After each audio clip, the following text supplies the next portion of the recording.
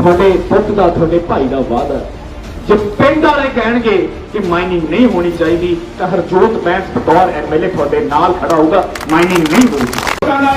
बंद करो, नजायज माइनिंग नहीं चलेगी, धक्केशाही बंद करो। सरकार मुर्दाबाद, माइनिंग मंत्री मुर्दाबाद।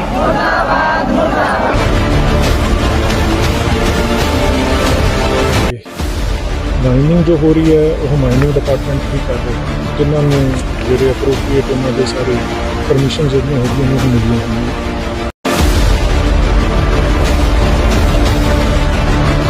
टारगेट है कि 11 दिसंबर तक वो करना, तो उन्होंने तो टारगेट पूरा किया जा रहा है। तो एज सच कोई जो है कोई गाइडलाइंस भी कोई गलत नहीं किया।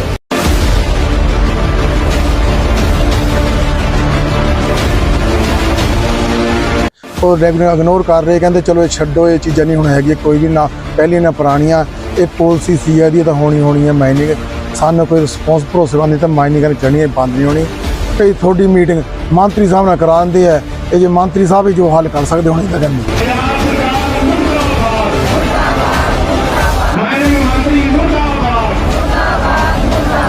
थोड़ा जिदा दबाव पाने की भी कोशिश करते परचों की, जे कि परचा करना कर देना जी सभा सरपंच वाल खुली जाएगा, कोई नहीं धरना साडा जारी है। जे कोई डरात्मा है किसी ब्लैकमेल करके परचा करना कर देना, कोई गल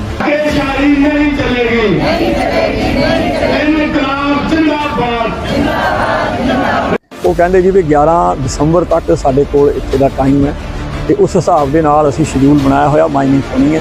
तो असीं कहा जी भी असीं माइनिंग दे हक विच नहीं हैगे, ते असीं फिर उस वेले तक सड़क ते असीं धरना ला के बैठे हैं। जिहड़ा शांतमई ढंग नाल प्रोटेस्ट करना जिहड़ा है वो साडा हक है।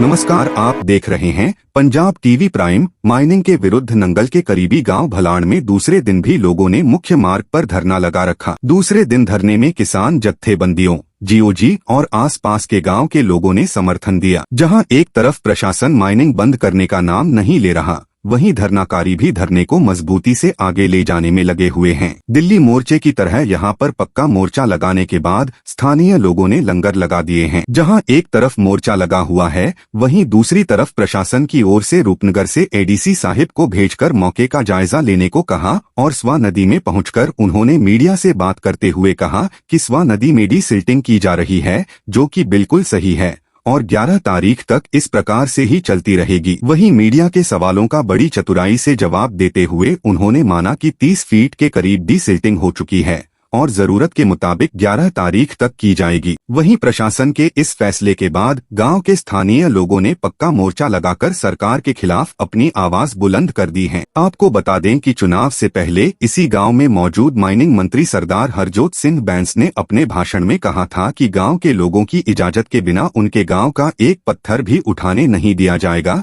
लेकिन सत्ता में आने के बाद अभी तक उनकी कोई भी प्रतिक्रिया इस मामले में नहीं आई है, जिसके चलते हुए स्थानीय लोगों में माइनिंग मंत्रियों और अपने विधायक के खिलाफ रोष देखते ही बनता है। इस अवसर पर स्थानीय लोगों ने मौजूदा सरकार, प्रशासन और माइनिंग मंत्री के खिलाफ जमकर नारेबाजी भी की। आओ पहले आपको माइनिंग मंत्री का भाषण सुनाते हैं, जिसमें उन्होंने कहा था कि इस गांव का एक पत्थर भी नहीं उठाने दिया जाएगा। माइनिंग इस इलाके की बहुत बड़ी दिक्कत है। जे आपां सुचेत नहीं हुए, ठीक है, सड़कां भी बननियां चाहिए, सानू मकान भी बनाने, डेवलपमेंट के लिए रेते बजरी की लोड़ है, पर जे साडे खेत ही बंजर हो जाएंगे तो फिर असीं मकानां नूं की करांगे। सब तो पहला किसानी, सब तो पहला किसानी, पहला आपां अपने खेत ते अपना पानी। देखो कितनी हैरानी वाली गल है, इस पिंड च भी टैंकर मंगवाने पैंदे पानी दे, मंगवाने पैंदे कि नहीं मंगवाने? आ हाल है। नानकरां दी भी दिक्कत है। मैं पिंड च गया, घर घर एको गल मेरी मातावां भैणां कहंदियां जी, पानी है नहीं, पानी। नानकरां दी भी दिक्कत है, टर्क मजारा पिंड दी भी, भलान मजारे दी भी दिक्कत है।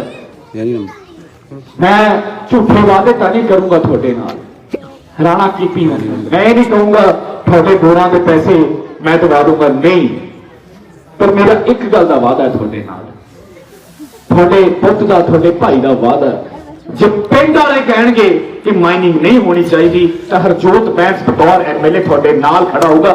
ਮਾਈਨਿੰਗ ਨਹੀਂ ਹੋਊਗੀ। ਜਿਨ੍ਹਾਂ ਦੀ ਧਰਤੀ ਹੈ ਸਭ ਤੋਂ ਪਹਿਲਾ ਹੱਕ ਉਹਨਾਂ ਦਾ।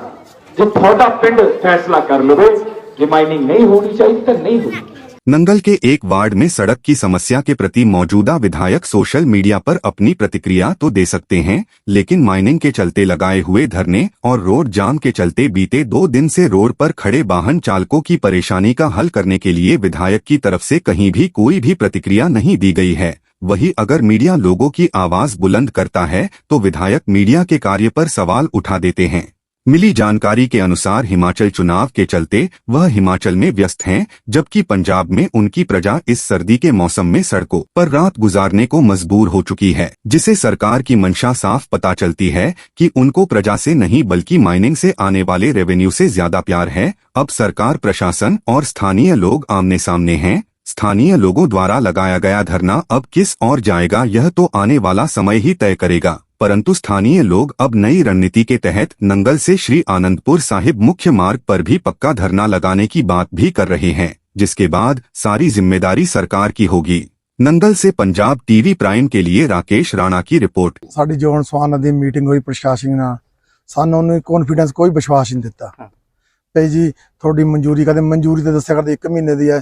ਅਸੀਂ ਵੀ ਜੋ ਉਹਨਾਂ ਲੈਟਰ ਤੇ ਉਹਨੇ ਵੀ ਆਪਣੇ ਤੇ ਦੱਸੇ ਕਾਗਜ਼ ਪੱਤਰ, ਅਸੀਂ ਜੋ ਆਪਣੇ ਰੈਗੂਲੇਸ਼ਨ ਪਾ ਕੇ ਸਭ ਦੱਸੇ, ਉਹ ਰੈਗੂਲਰ ਇਗਨੋਰ ਕਰ ਰਹੇ, ਕਹਿੰਦੇ ਚਲੋ ਇਹ ਛੱਡੋ, ਇਹ ਚੀਜ਼ਾਂ ਨਹੀਂ ਹੁਣ ਹੈਗੀਆਂ ਕੋਈ ਵੀ, ਨਾ ਪਹਿਲੀਆਂ ਨਾ ਪੁਰਾਣੀਆਂ, ਇਹ ਪਾਲਿਸੀ ਸੀ ਇਹਦੀ ਤਾਂ ਹੋਣੀ ਹੈ ਮਾਈਨਿੰਗ, ਸਾਨੂੰ ਕੋਈ ਰਿਸਪੌਂਸ ਭਰੋਸੇਮੰਦ ਨਹੀਂ ਤਾਂ ਮਾਈਨਿੰਗ ਕਰਨੀ ਚੜਨੀ ਬੰਦ ਨਹੀਂ ਹੋਣੀ।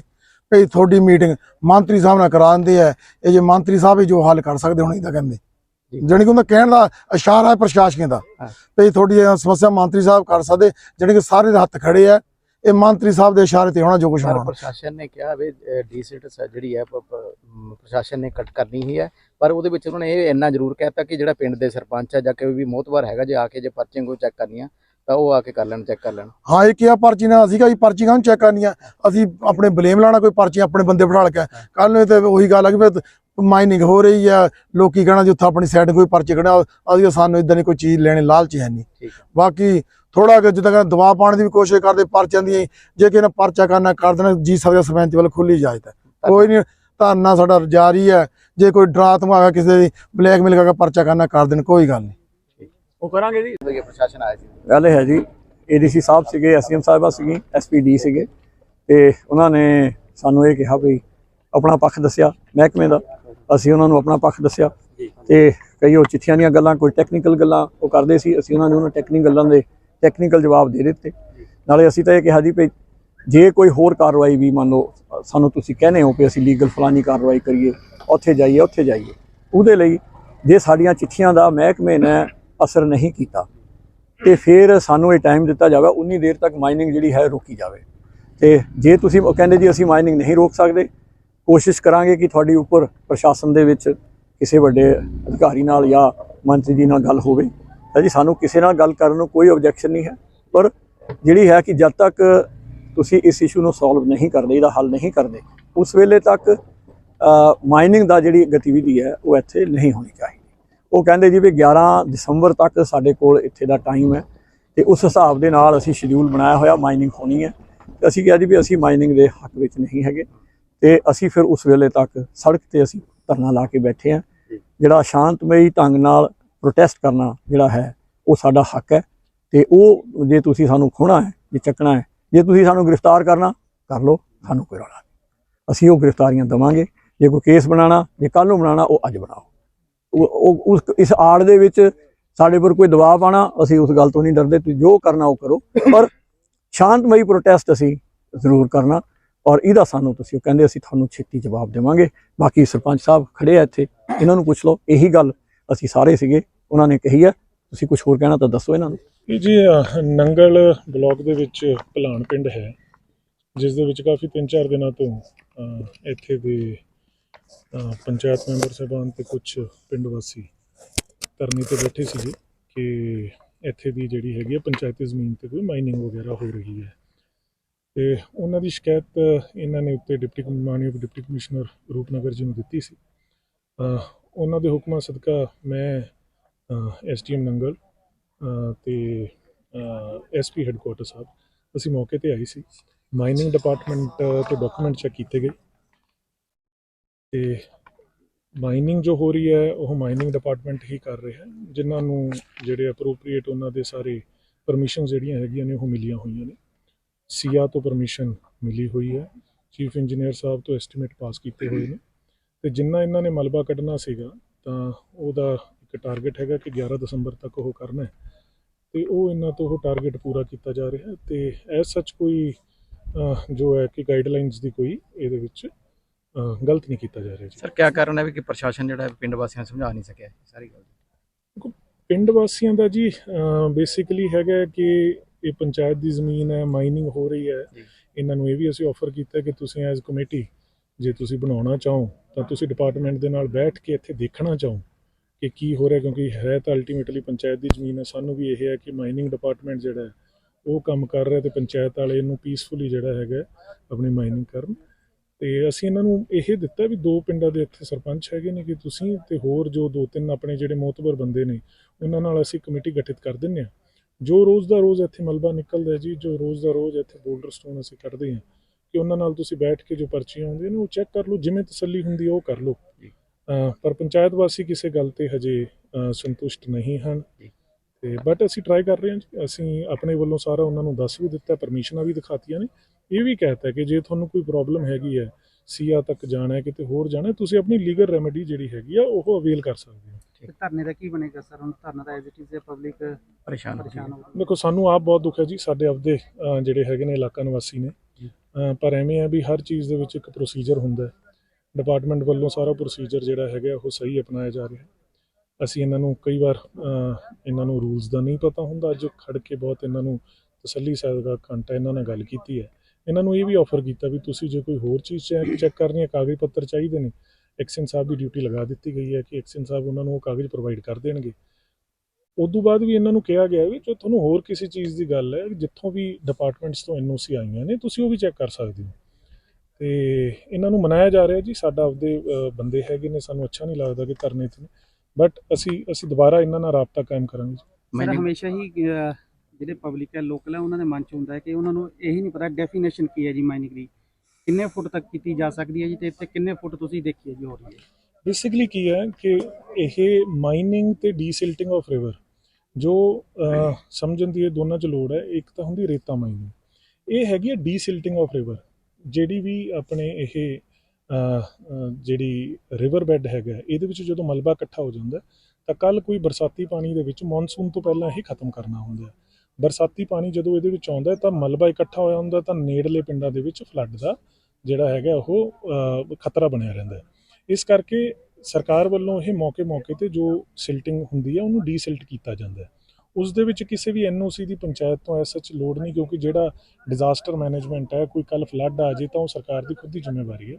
ਤਾਂ ਉਸੇ ਤਹਿਤ ਹੀ ਇਹ ਡੀਸਿਲਟਿੰਗ ਦੇ ਵਿੱਚ ਚੀਫ ਇੰਜੀਨੀਅਰ ਸਾਹਿਬ ਵੱਲੋਂ ਇਹ ਐਸਟੀਮੇਟ ਪਾਸ ਕੀਤਾ ਗਿਆ ਤੇ ਮਾਈਨਿੰਗ ਡਿਪਾਰਟਮੈਂਟ ਜਿਹੜਾ ਹੈਗਾ ਉਹਦੇ ਵਿੱਚ ਜੋ ਉਹਨਾਂ ਨੂੰ ਇਨਸਟਰਕਸ਼ਨ ਨੇ ਤੇ ਜੋ ਹੈਗੀ ਗਾਈਡਲਾਈਨਸ ਉਹਨਾਂ ਅਕੋਰਡਿੰਗਲੀ ਕੰਮ ਵੀ ਕਰ ਰਿਹਾ। ਅਸੀਂ ਦੁਬਾਰਾ ਇਹ ਕੀਤਾ ਗਿਆ ਵੀ ਕੋਈ ਵੀ ਪਿੰਡ ਵਾਸੀ ਆਉਂਦੇ ਨੇ ਉਹਨਾਂ ਨੂੰ ਐਸਾ ਇਹ ਨਹੀਂ ਕਰਨਾ ਕਿ ਕੋਈ ਇਨਫੋਰਮੇਸ਼ਨ ਨਹੀਂ, ਉਹ ਜੇ ਬੈਠਣਾ ਚਾਹੁੰਦੇ ਨੇ ਬੈਠ ਸਕਦੇ ਨੇ, ਪਰਚੀਆਂ ਦੇਖਣਾ ਚਾਹੁੰਦੇ ਨੇ ਪਰਚੀਆਂ ਦੇਖ ਸਕਦੇ ਨੇ, ਕੋਈ ਕਾਗਜ਼ ਪੱਤਰ ਹੈਗਾ ਐਕਸ਼ਨ ਸਾਹਿਬ ਦੀ ਉਹ ਵੀ ਡਿਊਟੀ ਲਾਤੀ ਗਈ ਹੈ। ਤੇ ਇਹ ਵੀ ਉਹਨਾਂ ਵੱਲੋਂ ਅਸੀਂ ਲਿਖਤੀ ਲੈ ਰਹੇ ਹਾਂ ਕਿ ਜੋ ਗਾਈਡਲਾਈਨਸ ਹੈਗੀਆਂ ਨੇ ਪੰਜਾਬ ਸਰਕਾਰ ਦੀਆਂ ਜਾਂ এনवायरमेंट ਮਿਨਿਸਟਰੀ ਦੀਆਂ, ਉਹਨੂੰ ਜਿਹੜੀ ਹੈਗੀ ਪੁਖਤਾ ਤੌਰ ਤੇ ਉਹਨੂੰ ਇਨਸ਼ੋਰ ਕੀਤਾ ਜਾਵੇ ਕਿ ਉਹਨਾਂ ਨੂੰ ਫੋਲੋ ਕਰ ਰਹੇ। ਸਰ ਕਿੰਨੇ ਫੁੱਟ ਦੇਖਣ ਨੂੰ ਮਿਲ ਰਿਹਾ ਜੀ ਡੀਸਿਲਟਿੰਗ, ਕਿੰਨੀ ਡੂੰਘੀ ਕੀਤੀ ਜਾ ਚੁੱਕੀ ਹੈ, ਕਿੰਨੀ ਹੋਰ ਕੀਤੀ ਜਾਊਗੀ?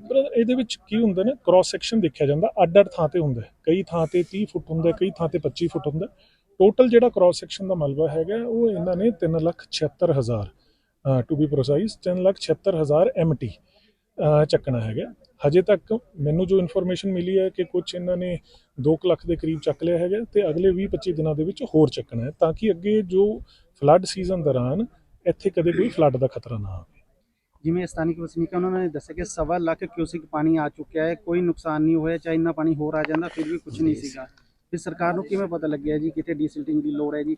ਕੀ ਡੀਸਿਲਟਿੰਗ ਦੇ ਵਿੱਚ ਪੱਥਰ ਵੀ ਚੱਕਿਆ ਜਾ ਸਕਦਾ ਸਰ? ਇਹਦੇ ਵਿੱਚ ਮੈਂ ਦੱਸਦਾ ਜੀ, ਡੀਸਿਲਟਿੰਗ ਦੇ ਵਿੱਚ ਕਿਸੇ ਵੀ ਤਰੀਕੇ ਦਾ ਮਲਬਾ, ਨੰਬਰ 1 ਤੁਸੀਂ ਕਹਿ ਰਹੇ ਹੋ ਸਰਕਾਰ ਨੂੰ ਕਿਵੇਂ ਪਤਾ ਲੱਗਿਆ, ਤਾਂ ਮੈਂ ਐਕਸ਼ਨ ਸਾਹਿਬ ਤੋਂ ਹੁਣੇ ਉਹ ਲਿੱਤੀ ਸੀਗੀ, ਤਾਂ ਪੰਚਾਇਤ ਵੱਲੋਂ ਹੀ ਇੱਕ ਚਿੱਠੀ ਅਗਸਤ ਮਹੀਨੇ ਦੇ ਵਿੱਚ ਪਿਛਲੇ ਸਾਲ ਉਹ ਐਕਸ਼ਨ ਸਾਹਿਬ ਨੂੰ ਦਿੱਤੀ ਗਈ ਸੀ ਕਿ ਸਾਡੇ ਇਹ ਮਲਬਾ ਇਕੱਠਾ ਹੋ ਗਿਆ ਤੇ ਇਸ ਦੇ ਵਿੱਚ ਜਿਹੜਾ ਹੈਗਾ ਪਾਣੀ ਆਉਣ ਦਾ ਖਤਰਾ ਹੈਗਾ। ਉਸ ਨੂੰ ਬੇਸਿਸ ਬਣਾਉਂਦੇ ਹੋਏ ਐਸਟੀਮੇਟ ਲੱਗੇ, ਐਸਟੀਮੇਟ ਪਾਸ ਹੋਏ। ਉਦੋਂ ਬਾਅਦ ਇਹ ਜਿਹੜਾ ਹੈਗਾ ਕੰਮ ਤਰਤੀਬ ਰਾਹੀਂ ਹੀ ਸਟਾਰਟ ਜਿਹੜਾ ਹੈਗਾ ਹੋਇਆ। ਜਿਹੜਾ ਹੈਗਾ ਮਲਬਾ ਕਿ ਆਪਾਂ ਸਟੋਨ ਚੱਕ ਸਕਦੇ ਹਾਂ, ਕੀ ਚੱਕ ਸਕਦੇ ਹਾਂ, ਕਿਸੇ ਵੀ ਤਰੀਕੇ ਦਾ ਜੋ ਰਿਵਰ ਬੈੱਡ ਹੈਗਾ, ਨੈਚੁਰਲ ਰਿਵਰ ਬੈੱਡ, ਉਦੋਂ ਉੱਤੇ ਜੋ ਵੀ ਮਲਬਾ ਇਕੱਠਾ ਹੁੰਦਾ ਹੈ ਉਹ ਕੁਝ ਵੀ ਹੋ ਸਕਦਾ, ਬੋਲਡਰ ਸਟੋਨ ਹੋ ਸਕਦਾ ਹੈ, ਉਹ ਕੋਈ ਛੋਟੇ ਮਤਲਬ ਬਜਰੀ ਦੇ ਉਹ ਹੋ ਸਕਦੇ ਨੇ, ਕੋਈ ਰੇਤਾ ਹੋ ਸਕਦਾ, ਤਾਂ ਐਨੀ ਟਾਈਪ ਆਫ ਮਲਬਾ ਉਹਨੂੰ ਆਪਾਂ ਚੱਕਣ ਦੇ ਪਾਬੰਦ ਹੁੰਦੇ ਹਾਂ ਜੀ।